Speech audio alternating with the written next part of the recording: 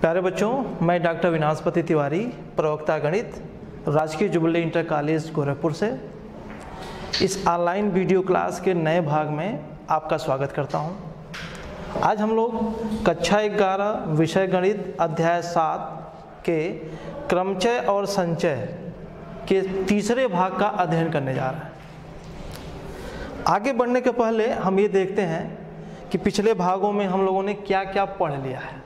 तो पूर्वावलोकन में पहला चीज़ क्रम गुणित, जो कि क्रमचय संचय का बहुत ही महत्वपूर्ण टॉपिक था। ये क्या था?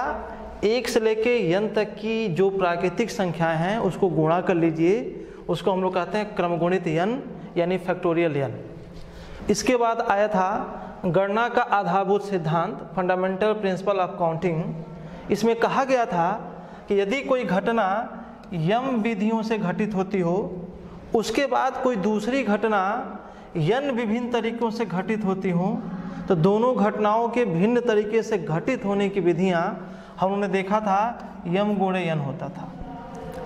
उसके बाद हम लोगों ने क्रमचय की परिभाषा समझी थी और ये कहा था कि क्रमचय जब सभी वस्तुएं भिन्न भिन्न हैं। एक फॉर्मूला हम लोगों ने तैयार किया था, क्या? NPR बराबर factorial n upon factorial n minus R equal to n minus 1 n minus 2 dash dash dash n minus R plus 1। और ये भी कहा था कि जो r का मान है वो greater than 0 less than equal to n होगा। और बाद में कहा था कि यह सूत्र r बराबर 0 पर भी सत्य है, तो हम लोगों ने यहाँ ग्रेटर देन इक्वल टू कर लिया था। उसके बाद एक प्रमेय था, n विभिन्न वस्तुओं में से एक समय में r वस्तुओं को लेकर बने क्रमचयों की संख्या जबकि वस्तुओं की पुनरावृत्ति की अनुमति हो। ध्यान देंगे, आपको समझाया था कि ये जो सूत्र है उसमें वस्तुओं की पुनरावृत्ति नहीं थी। वस्तुएं क्या थी? भिन्न भिन्न थी। यहाँ क्या कहा जा रहा है?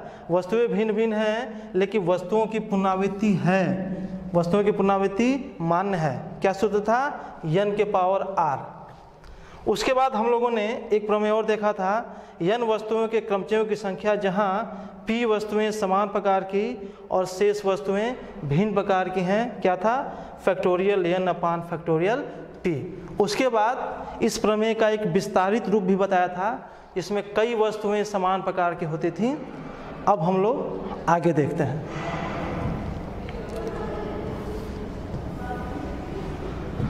बच्चों, आगे की बात हम एक उदाहरण से शुरू करते हैं।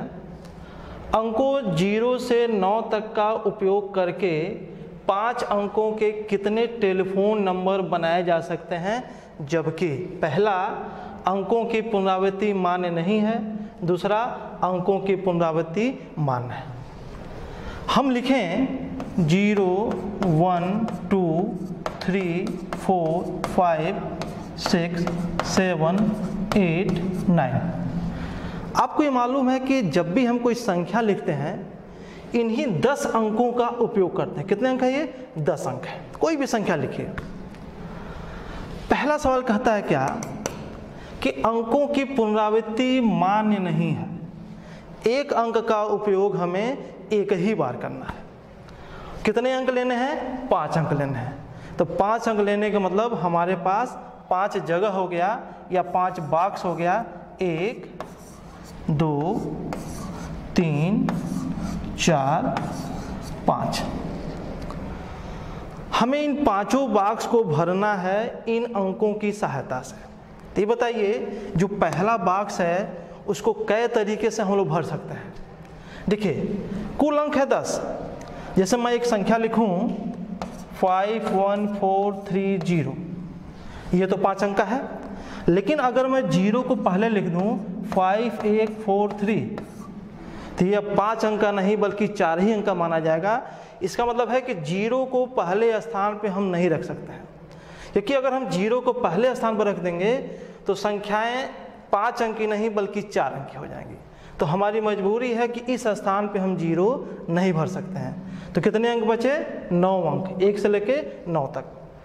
यानी कि हम पहले स्थान को 9 विधियों से भर सकते हैं। जब दूसरे स्थान को भरने की बारी आएगी तो ध्यान देंगे, अंकों की पुनरावृत्ति मान्य नहीं है। इन 9 में से हम 1 अंक भर चुके हैं, बचे 8।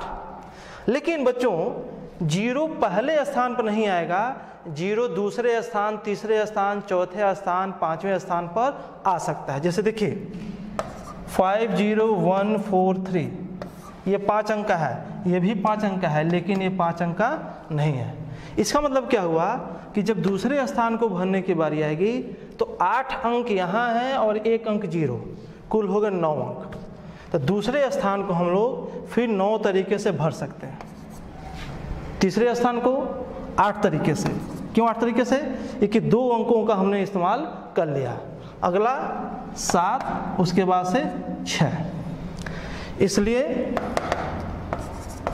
कुल संख्याएं कितनी होंगी? 9 गुणे 9 गुणे 8 गुणे 7 गुणे 6। गुणा करिए, 81, 56 और 6। इसका गुणा करें तो हमें मिलेगा क्या? 27 216। इसको आप लोग चेक कर लीजिएगा। तो हमें अब यहाँ ये मिला कि अगर इन अंकों में से 0 से 9 तक के अंकों में से अगर 5 अंकों को ले लें और 5 अंकों की संख्या बनाएं तो कुल 27,216 संख्याएं बनने वाली हैं। दूसरा सवाल, अंकों की पुनरावृत्ति मान्य है। फिर वहीं 5 बॉक्स लेते हैं, 1 2 3 4 5। जब इन 5 बॉक्स को भरने की बारी आएगी तो ध्यान देंगे पहले स्थान पर 0 नहीं भर सकते हैं। हमने समझा दिया, क्योंकि संख्या आपकी 5 अंक की नहीं बल्कि 4 अंक की हो जाएगी, तो पहले स्थान को हम लोग 9 तरीके से भर सकते हैं। दूसरे स्थान को भरने की बारी आएगी तो दूसरे स्थान पर 0 भी भर सकते हैं। साथ ही जिस अंक को आपने पहले स्थान पे भरा है उस अंक को दोबारा भर सकते हैं, क्योंकि अंकों की पुनरावृत्ति मान्य है। तो कुल कितने अंक हो गए? 10। 1 से लेकर 9 और 1 0 10। इस स्थान को 10 तरीके से भर सकते हैं, इस स्थान को भी 10, क्योंकि पुनरावृत्ति मान्य है। ये भी 10, ये भी 10। इसलिए कुल संख्याएं कहिए चाहे टेलीफोन नंबर कहिए, कुल संख्याएं या टेलीफोन नंबर एक ही चीज़ है। जितनी संख्याएं बनेंगी उतने ही टेलीफोन नंबर बनेंगे। कितना हो जाएगा? 9 गुणे 10 गुणे 10 गुणे 10 गुणे 10 कितना हो जाएगा? 90,000। यानी कि इस प्रश्न का जवाब है 90,000। 90,000 टेलीफोन नंबर बनेंगे। अब बच्चों आप याद करिए, जो पहला भाग हमने आपसे चर्चा किया था क्रमचय संचय का, उसमें हमने एक व्यवहारिक प्रश्न ये उठाया था कि 2001 के समय में टेलीफोन नंबर में 1 अंक बढ़ा दिया गया था। टेलीफोन नंबर होते थे 5 अंकों के और बना दिया गया था 6 अंकों का। ध्यान देंगे, जो वास्तव में टेलीफोन नंबर बनता होगा चाहे बनता है, उसमें अंकों की पुनरावृत्ति मान हो सकती है, कि एक टेलीफोन नंबर में एक ही अंक कई बार आ सकता है। तो ये उदाहरण दूसरा केस ही वास्तव में टेलीफोन नंबर का केस है, जो वास्तव में अस्तित्व में है। सोचिए कि आखिर दूर संचार के लोगों को 1 अंक क्यों बढ़ाना पड़ा होगा। अगर किसी जिले में सपोज करिए कि 20 लाख लोग रहते हैं, उसका एक अपना एसटीडी कोड होगा, उस जिले में 5 अंकों के कुल 90,000 टेलीफोन नंबर बांटे जा सकते हैं। लेकिन अगर ऐसा हो कि उस जिले में 1.5 लाख लोग टेलीफोन नंबर चाहते हो, तब क्या होगा? तब होगा क्या? टेलीफोन नंबर कम पड़ जाएगा, टेलीफोन नंबर घट जाएगा और फिर एक बहुत बड़ी समस्या हो जाएगी। तो इससे बचने का उपाय ये किया गया होगा क्या, कि जो 5 अंकों का टेलीफोन नंबर था उसको कर दिया गया होगा 6 अंकों का। आप इस प्रश्न को उतार लिए होंगे, मुझे विश्वास है। तो बस करना क्या है कि इसमें एक बॉक्स अगर हम अलग से बढ़ा दें, इसका भी तरीका हो जाएगा 10। तो अब जो इसका उत्तर आएगा इसमें एक जीरो बढ़ जाएगा 9 और ये हो जाएगा 5 जीरो, 9 लाख। मतलब सिर्फ एक अंक टेलीफोन नंबर में बढ़ा देने से टेलीफोन नंबर की संख्या जो 90,000 पे अटकी थी वो कितनी हो जाएगी, 9 लाख हो जाएगा। शायद यही कारण रहा होगा जिसके वजह से टेलीफोन नंबर में एक अंक बढ़ाना पड़ा होगा। आप इसको समझ गए हैं, हम आगे बढ़ते हैं। अगला एक बहुत ही महत्वपूर्ण सवाल, मंडे शब्द के अक्षरों से कितने अर्थपूर्ण या अर्थहीन शब्द बन सकते हैं, यह मानते हुए कि किसी भी अक्षर की पुनरावृत्ति नहीं की जाती है और यदि एक समय में, ध्यान देंगे, अक्षरों की पुनरावृत्ति नहीं करनी है। और यहाँ एक्चुअली में 3 सवाल पूछे गए हैं। पहला सवाल, 4 अक्षर लिए जाते हैं। देखिए सीधा सा सवाल है, शब्द कौन सा है, मंडे। 1 2 3 4 5 6 अक्षर है मंडे शब्द में। एक अक्षर का उपयोग एक ही बार करना है क्योंकि पुनरावृत्ति मान्य नहीं है। और कितने अक्षर लेने हैं, अक्षर लेने हैं आपको कुल 4। 2 उपाय है, या तो बॉक्स बना लीजिए, कुल शब्द आप 4 बॉक्स बना लीजिए, 1 2 3 4। पहले स्थान को क्या तरीके से भरेंगे, 1 2 3 4 5 6 अक्षर है, कोई अक्षर बैठ सकता है, कुल तरीका होगा 6। दूसरे स्थान को 5, क्यों, क्योंकि पुनरावृत्ति मान्य नहीं है। इसको 5 तरीके से, इसको 4 तरीके से, इसको 3 तरीके से। तो कुल शब्द कितने बनेंगे, 6 गुणे 5 गुणे 4 गुणे 3, ये हो जाएगा 30 और ये हो जाएगा 12, 12 36, 360। यानी मंडे शब्द के अक्षरों में से 4 अक्षरों को लेकर अगर शब्द बनाया जाए जिसमें अक्षरों की पुनरावृत्ति मान्य नहीं है तो हमें कुल 360 शब्द दिखाई देंगे। आप इसको एक दूसरी विधि से भी हल कर सकते हैं। कैसे, या 6p4 कितना हो जाएगा, फैक्टोरियल 6 अपान फैक्टोरियल 6 माइनस 4, मतलब फैक्टोरियल 6 अपान फैक्टोरियल 2 कितना हो जाएगा, 6 गुणे 5 गुणे 4 गुणे 3 गुणे फैक्टोरियल 2 बटे फैक्टोरियल 2 कैंसिल हो जाएगा। कितना हो जाएगा, 6 × 35 और 4 × 12 12 × 36, 360। दोनों विधि आपके सामने हैं, दोनों मैं आपको बता चुका हूं, इसको तैयार कर लीजिएगा। दूसरा क्वेश्चन क्या है, सभी अक्षर लिए जाते हैं, ध्यान देंगे, मतलब 6 अक्षरों में से 6 अक्षर लेने हैं। तो कैसे, दूसरा सवाल, कुल शब्द, या तो आप बॉक्स बना लीजिए, तो 6 5 4 3 2 1 गुणा कर लीजिए, या इस्तेमाल कर लीजिए कितना, 6p6, या एक तरीका और था कि n असमान वस्तुओं में से सभी वस्तुओं को लेकर बनने वाले क्रमचय कितना हो जाएगा, फैक्टोरियल 6।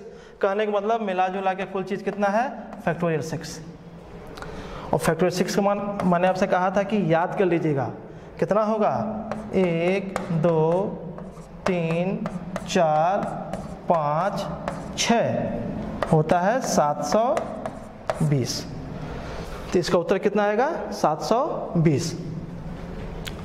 अगला सवाल, तीसरा, सभी अक्षरों का प्रयोग किया जाता है किंतु प्रथम अक्षर एक स्वर है। बहुत ही इंटरेस्टिंग पार्ट है ये तीसरा। कैसे,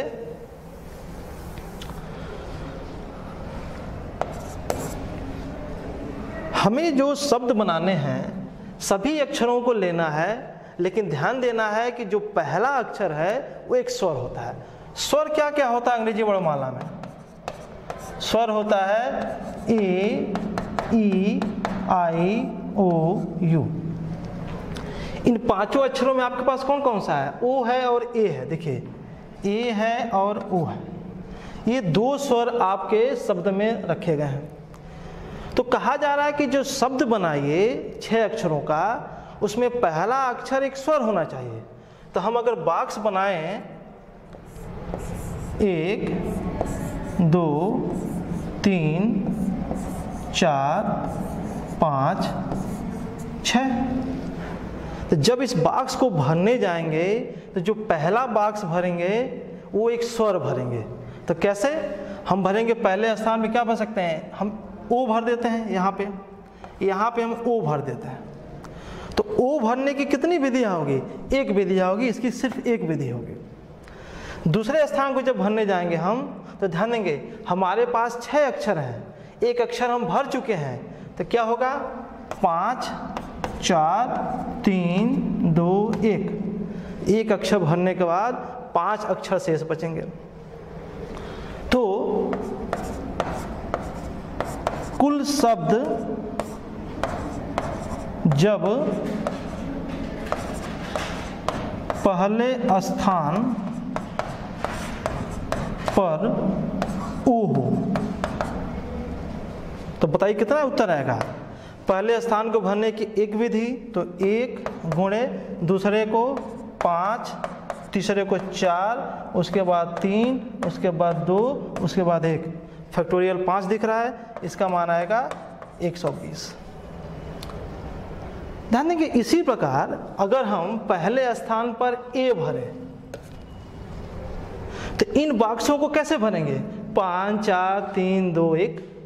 इसका मतलब ये हुआ कि यदि पहले स्थान पर ए भरें तो कितने शब्द मिलेंगे? उसमें भी हमें 120 शब्द ही मिलेंगे। एक बात का ध्यान दीजिएगा कि पहले स्थान पे ओ है तो इन स्थानों पे कहीं ए भी आया होगा, हमें उससे मतलब नहीं है। हमें बस ये कहा जा रहा है कि पहला स्थान स्वर का हो। 2 स्वर हैं, हमने एक स्वर को पहले स्थान पर बैठा दिया है, बाकी दूसरे स्वर को कहाँ बैठाएं हमें इससे मतलब नहीं है। बस शर्त यह है कि पहले स्थान पे स्वर बैठना चाहिए। बैठा दिया हमने। तथा पहले स्थान पर ए रखने पर बनने वाले कुल शब्द। ध्यान देंगे, फिर मैं समझा रहा हूं आपको। पहले स्थान पे आप ए भर देंगे, शेष 5 अक्षरों को आप इन 5 जगहों पे व्यवस्थित कर दीजिए। कितना आएगा? 5 4 3 2 1। तो कितना इसका मान आएगा? इसका भी मान आएगा 120। क्लियर हो गया? अगर पहले स्थान पर ओ रखें तो 120 शब्द बनेंगे, पहले स्थान पर ए रखें तो फिर 120 शब्द बनेंगे। तो कुल शब्दों की संख्या कितनी होगी? इसलिए कुल शब्दों की संख्या बराबर कितना? 120 धन 120 बराबर 240। तो इस तीसरे प्रश्न का उत्तर कितना आया? 240। क्रमचय के बारे में हम लोगों ने बहुत कुछ पढ़ लिया। अब इसका दूसरा भाग संचय हम लोग पढ़ने जा रहे हैं। ध्यान से समझिएगा। मान लीजिए कि XYZ 3 लॉन टेनिस खिलाड़ी हैं, 3 प्लेयर हैं जो लॉन टेनिस खेलते हैं। इसमें से 2 खिलाड़ियों का चयन हम कितने प्रकार से कर सकते हैं? ध्यान दीजिएगा बच्चों, यहाँ शब्द आ रहा है चयन, सिलेक्शन। कितने प्रकार से कर सकते हैं? यहाँ यह स्पष्ट है कि खिलाड़ियों का क्रम महत्वपूर्ण नहीं है, इसको हम लोग अभी समझेंगे। देखिए खिलाड़ी हैं XYZ, 3 खिलाड़ी हैं, 2 खिलाड़ियों का चयन करना है। तो कैसे करेंगे? XY मतलब X खेलेगा और Y खेलेगा, उसके बाद YZ मतलब Y खेलेगा और Z खेलेगा, और ZX Z खेलेगा और X खेलेगा। एक बात इसमें समझिएगा कि X खेले Y खेले, चाहे Y खेले X खेले, यानी चाहे XY का चयन हो चाहे YX का चयन हो, यहाँ क्रम का कोई अर्थ नहीं है। वहीं यहाँ लिखा गया है कि यहाँ खिलाड़ियों के क्रम का महत्व नहीं है। लेकिन क्रमचय में क्या होता था? क्रमचय में XY और YX 2 चीज़ें होती थी, यहाँ दोनों चीज़ें एक चीज़ हो गई हैं। आगे देखिए, यहाँ हम तीन विभिन्न वस्तुओं में से एक समय में प्रत्येक दो के चयन को संचय कहते हैं। संचय एक्चुअली क्या है? हम जो यहाँ तीन खिलाड़ियों में से दो खिलाड़ियों का चयन कर रहे हैं, यह चयन करना ही क्या कहलाता है? संचय कहलाता है, जिसे हम लोग कॉम्बिनेशन कहते हैं। तो स्पष्ट हो गई कि अगर हमें कहीं चयन करना हो तो चयन करना ही क्या कहलाता है? संचय कहलाता है। हम इसका एक सिंबल देते हैं। कैसे? तीन में से दो का चयन किए हैं तो हम इसको सिंबल देंगे 3C2 और क्रमचय को क्या कहते थे? 3P2 कहते थे। अगर तीन में से दो का अरेंजमेंट करना है यानी क्रमचय करना है तो हम लोग सिंबल क्या लिए थे? 3P2। यहाँ तीन में से दो का सिलेक्शन करना है, चयन करना है, इसे हम यहाँ संचय कहेंगे। इसका सिंबल हम देंगे 3C2।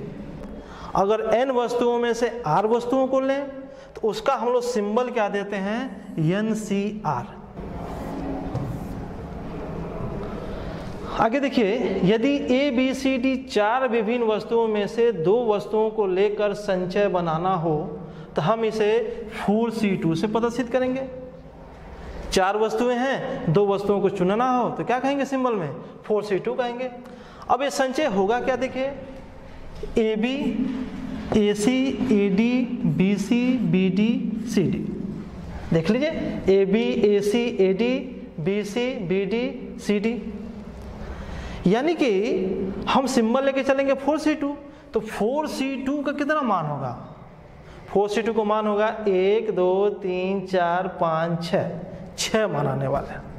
तो एक बात क्लियर हो गया कि अगर चार लोगों में से दो लोगों को चयन करना हो तो हम उसका सिंबल देंगे 4C2 और 4C2 का मान कितना आ जाएगा? 6 आ जाएगा। अब अगर जरा क्रमचय के पॉइंट ऑफ व्यू से सोचें तो ध्यान देंगे, जब चार में से दो का क्रमचय करना होता तो हम लोग क्या करते हैं? हमने यहाँ AB लिखा है, क्रमचय में क्या लिखते हैं? AB और BA लिखते हैं।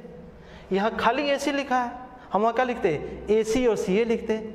इसका मतलब क्या हुआ? इसके हर दो अक्षर के संगत फैक्टोरियल दो तरीके होंगे। इसका मतलब हमें एक इशारा मिल रहा है क्या?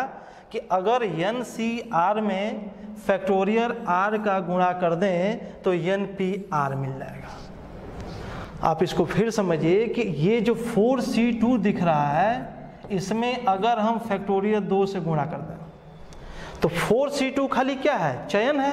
फैक्टोरियल 2 का गुणा कर देंगे तो जो इसके हर दो दो अक्षर दिखाई दे रहे हैं वो फैक्टोरियल 2 तरीके से व्यवस्थित हो जाएंगे और ये किस में बदल जाएगा? ये बदल जाएगा 4P2।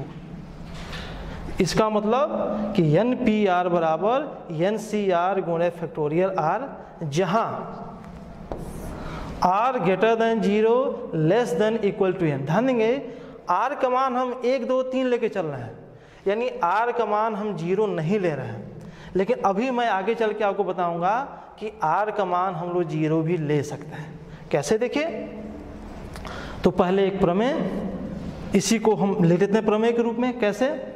NPR बराबर NCR इंटू फैक्टोरियल R, जहां R greater than 0 less than equal to n।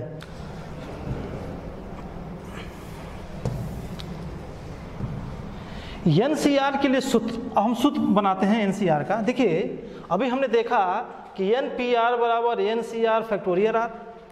तो हम एक काम करें कि NPR का कितना मान होता है? Factorial n upon factorial n minus r। ये कितना है? NCR और ये है फैक्टोरियल R। तो आप बताइए यहाँ NCR का कितना मान हुआ? NCR बराबर factorial n upon factorial n minus r और इनटू फैक्टोरियल r।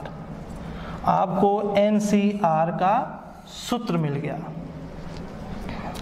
आगे लिखा गया है NCN का मान ज्ञात कीजिए। उसी सूत्र का इस्तेमाल करते हैं तो क्या मिलेगा? NCN बराबर factorial n upon factorial n minus n factorial n। n minus n 0 होता है तो क्या हो जाएगा? Factorial n upon factorial 0 factorial n। ये कैंसिल हो जाएगा। फैक्टोरियल 0 का मान 1 होता है, इसका मान कितना आ जाएगा? 1। तो क्या मिला? देयरफॉर NCN बराबर 1। इसका मतलब n वस्तुएं दी गई हों और सभी वस्तुओं का चयन करना हो तो उसकी कुल विधियां कितनी होंगी? 1 विधियां होंगी। अगर 5 खिलाड़ी हों, पांचों खिलाड़ियों को चयन कर लिया जाए तो कितने तरीके होंगे? सिर्फ 1 तरीके होंगे। अब हम बात करते हैं, हम परिभाषित करते हैं कि NC0 बराबर 1। ध्यान दीजिएगा, हम एक परिभाषा बना रहे हैं कि NC0 का मान 1 होता है। इसका मतलब क्या हुआ कि n वस्तुओं में से किसी का चयन न किया जाए, किसी को न रखा जाए, तो कितनी विधियां होंगी? 1 विधियां होंगी। हम इसको परिभाषित कर लेते हैं। दूसरी बात,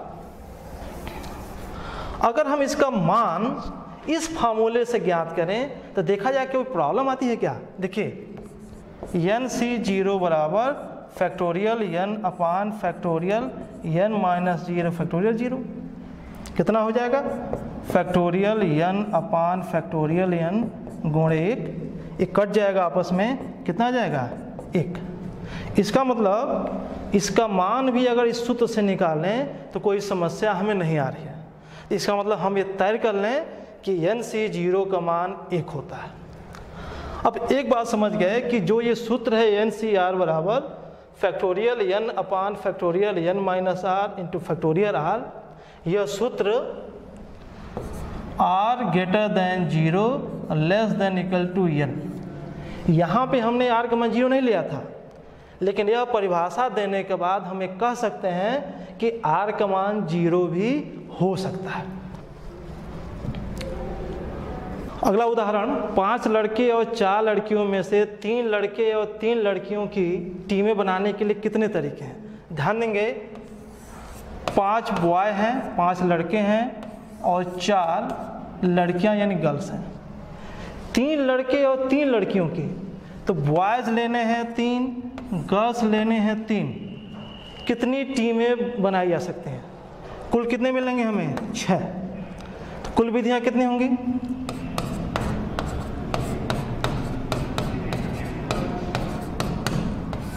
कैसे आएगा?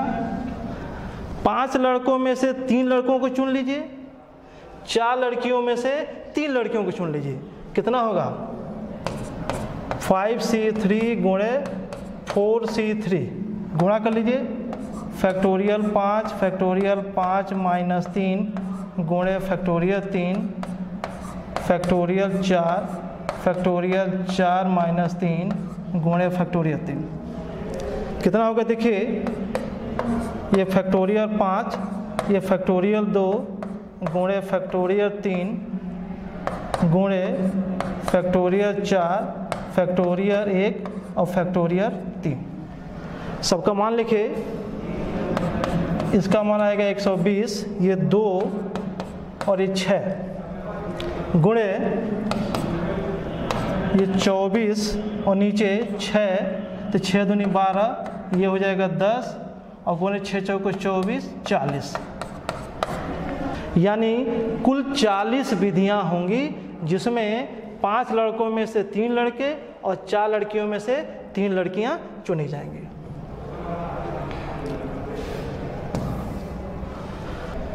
बच्चों, अब मैं आपको ये गृह कार्य दे रहा हूँ, आप इसे बढ़िया से हल कर लीजिएगा। बहुत जल्द क्रमचय संचय के चौथे और अंतिम भाग के साथ हम आपके सामने प्रस्तुत होंगे। Okay, thank you.